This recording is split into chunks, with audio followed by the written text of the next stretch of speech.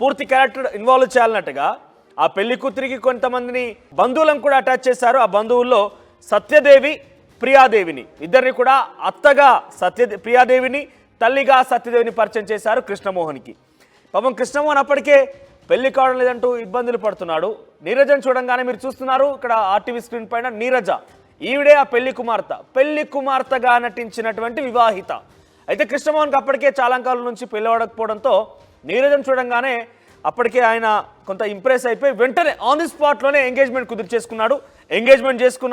Engagement అయిన తదనంతరం ఆ తల్లి అత్తలుగా ఉన్నటువంటి సత్యదేవి, ప్రియాదేవిలకి 6 లక్షల రూపాయలు, సెల్ ఫోన్లు, బంగారం గొలుసు ఈ రకంగా కృష్ణమోహన్ ఇచ్చేశాడు. కట్ చేస్తే ఇంటర్వెల్ సీన్ స్టార్ట్ అయింది. కొంతకాలం పాటు వారంతా కూడా కనిపించకుండా పోయారు, ఫోన్లు అటెండ్ చేయలేదు. ఏం జరిగిందేమో కానీ కృష్ణమోహన్కి అసలు విషయం బయటపడింది. క్లైమాక్స్ సీన్ చూస్తే కనుక వారంతా ఫేక్ అని తెలిసింది.